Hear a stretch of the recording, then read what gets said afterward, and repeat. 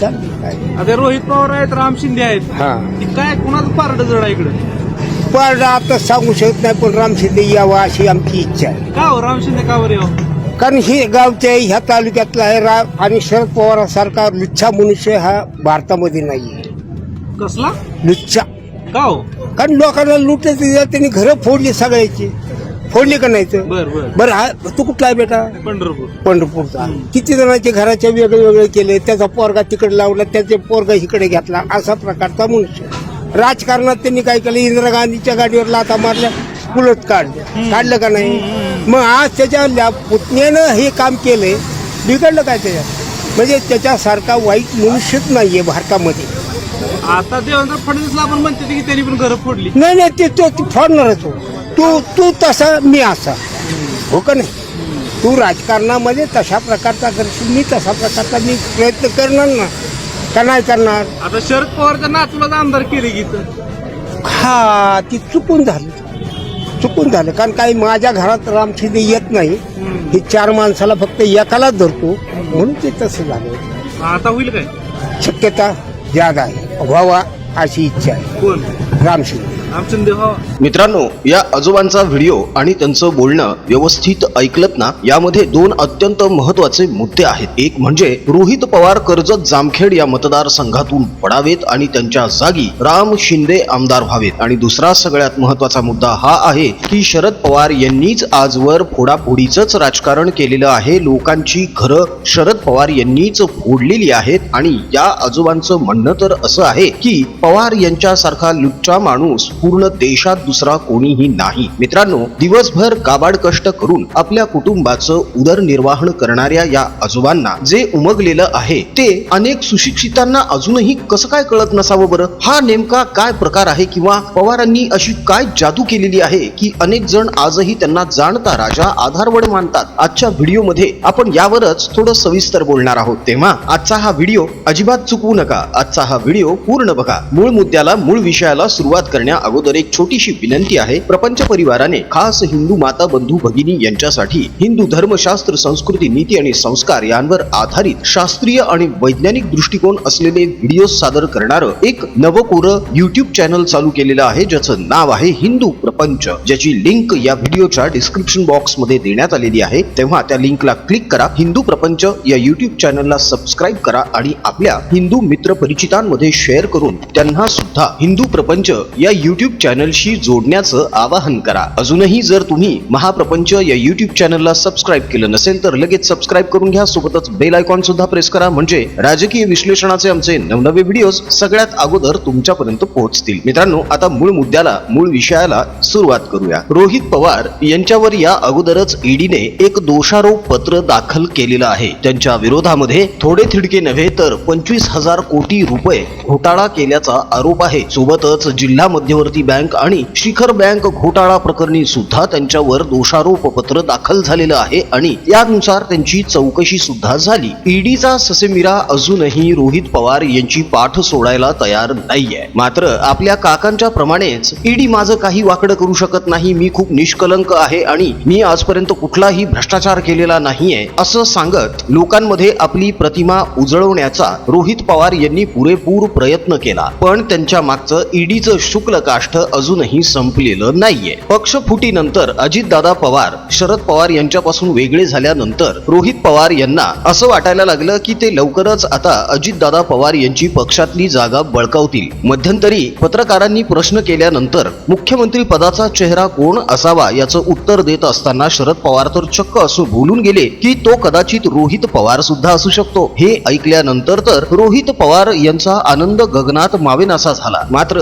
यंदाच्या विधानसभा निवडणुकीमध्ये त्यांच्या समोर राम शिंदे यांचं तगडं आव्हान आहे. भाजपने राम शिंदे यांना कर्जत जामखेड येथून उमेदवारी दिलेली आहे. आमदार बनल्यानंतर रोहित पवार यांनी कर्जत जामखेड मध्ये काय विकास केलेला आहे हे या आजोबांच्या बोलण्यावरून स्पष्ट होतं. आपल्या आजोबांप्रमाणेच रोहित पवार यांनी सुद्धा भ्रष्टाचारामध्ये PhD मिळवलेली आहे. महाशिवरात्रीला बिर्याणीचा फुक्का झोडणारे रोहित पवार यांचा कर्जत जामखेड मधला संघर्ष तितका सोपा अजिबातच नाहीये एक सर्वसाधारण माणूस जर पवार घराण्याची रणनीती समजून घेतो, त्यांची नीतिमत्ता समजून घेतो आणि तो इतकं स्पष्टपणे सांगतो की रोहित पवार नको रे बाबा, राम शिंदे यायला पाहिजेत, रोहित पवार जर पुन्हा एकदा आमदार झाले तर कर्जत जामखेडचा विकास नक्कीच खुंटणार, असं या आजोबांचं स्पष्ट मत आहे. पुढे आजोबा असं म्हणतात की शरद पवार हा या देशातील सगळ्यात लुच्चा माणूस आहे. आजपर्यंत शरद पवार यांनी अनेकांची घरं फोडलेली आहेत. घरं फोडल्यानंतर एखाद्याचा मुलगा आपल्या पक्षात घ्यायचा, त्याच्या काकाला दुसऱ्या पक्षात टाकायचं, त्याच्या आणखी एखाद्या पाहुण्याला तिसऱ्या पक्षात टाकायचं, घराण्यामध्येच अशी फाटाफूट करून टाकायची आणि त्यावर आपली राजकीय पोळी भाजायची. ही शरद पवार यांची आजपर्यंतची नीती आहे. शरद पवार हे अनेकदा काँग्रेसमधून बाहेर सुद्धा पडले. मुख्यमंत्री पदासाठी यांनी चक्क आपल्या राजकीय गुरुच्या पाठीतच खंजीर खूप असला. पवारांची ही सगळी काळी बाजू आणि पवारांचा हा सगळा डार्क इतिहास आता महाराष्ट्राच्या जनतेला तोंडपाठ झालेला आहे. तरी सुद्धा काही जण अजूनही शरद पवार यांना जाणता राजा, आधारवड वगैरे वगैरे वगैरे समजतात. याच्या मागे एक खूप मोठी यंत्रणा काम करते. सर्वात अगोदर शरद पवार यांनी महाराष्ट्रातले पत्रकार विकत घेतले आणि या भामट्या पत्रकारांनी शरद पवार यांची भलावण करायला सुरुवात केली. लोकांच्या मनावर असं बिंबवण्याचा प्रयत्न केला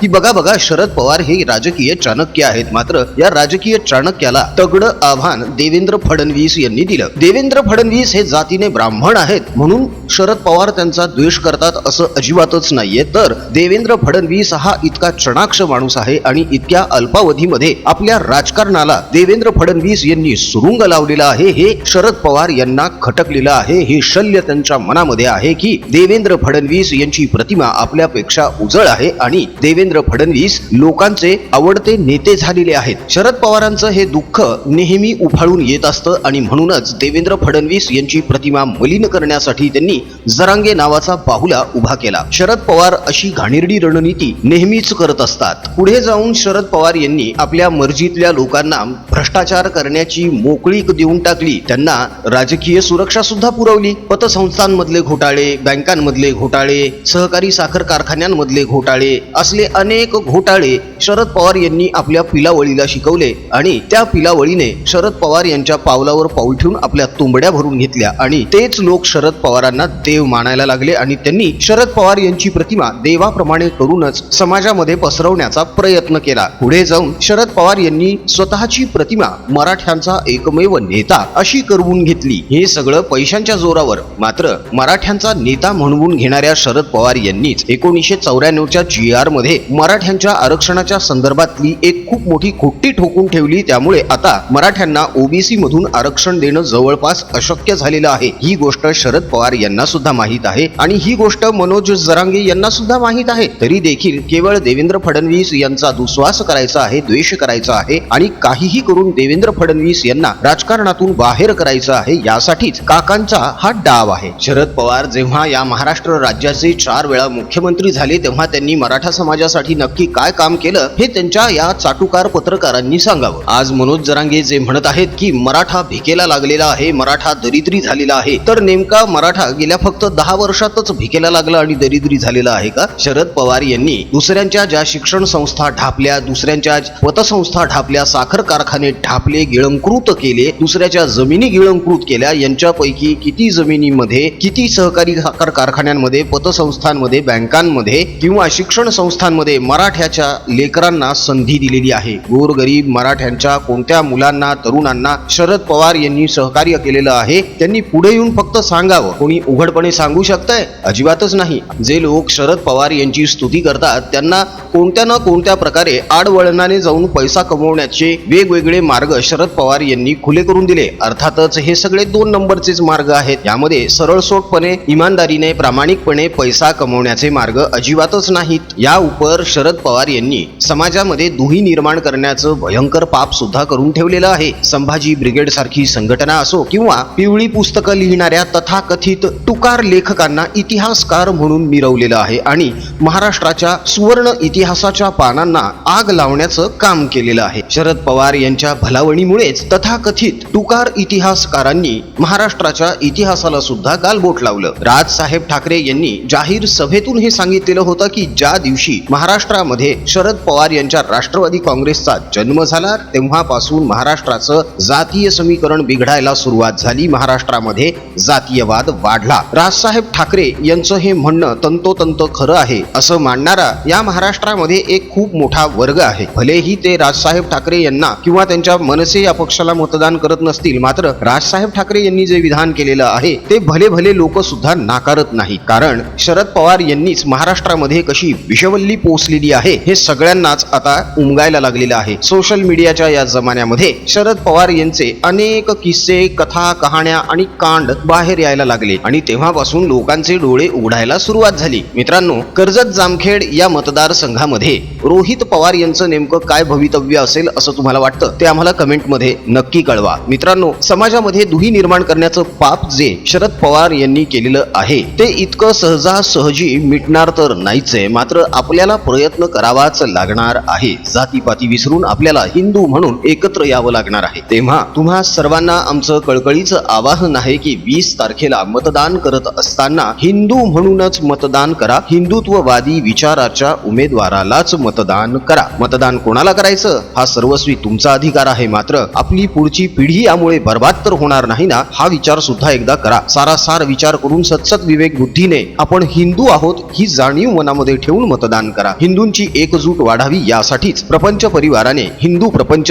हे नवकोरं YouTube चॅनल चालू केलेलं आहे, ज्याची लिंक या व्हिडिओच्या डिस्क्रिप्शन बॉक्स मध्ये दिलेली आहे. त्या लिंकला क्लिक करा आणि हिंदू प्रपंच या YouTube चॅनलला सुद्धा भरपूर सबस्क्राईब करा आणि आपल्या हिंदू मित्र परिचितांमध्ये भरपूर शेअर करून त्यांना देखील हिंदू प्रपंचशी जोडले जाण्याचं आवाहन करा. अजून जर महाप्रपंच या YouTube चॅनलला सबस्क्राईब केलं नसेल तर लगेच सबस्क्राईब करा. सोबतच बेल आयकॉन सुद्धा प्रेस करा, म्हणजे राजकीय विश्लेषणाचे आमचे नवनवे व्हिडिओज सगळ्यात अगोदर तुमच्यापर्यंत पोहोचतील. 2 महत्त्वाचे मुद्दे आहेत मित्रांनो. कर्जत जामखेड या विधानसभा मतदारसंघातून कोण जिंकेल, राम शिंदे की रोहित पवार, या बाबतीत तुमचं काय मत आहे हे पण आम्हाला कमेंट मध्ये नक्की कळवा. शरद पवार यांच्याबद्दल या आजोबांनी जे मत व्यक्त केलेलं आहे त्याबद्दलही तुम्हाला काय वाटतं हे सुद्धा मनमोकळेपणाने कमेंट मध्ये नक्की मांडा. आमचा कमेंट बॉक्स तुमच्या प्रतिक्रियांसाठी खूप आतुर झालेला असतो, त्यामुळे पटापट कमेंट करायला सुरुवात करा. राजकीय बातम्या, राजकीय घडामोडी, राजकीय अपडेट्स रंगतदार पद्धतीने जाणून घेण्यासाठी बघत रहा महाप्रपंच. पुन्हा भेटूया पुढच्या व्हिडिओमध्ये. जय हिंद, जय महाराष्ट्र, वंदे मातरम, जय शिवराय, जय शंभूराजे, जय भवानी, जय जगदंब, भारत माता की जय.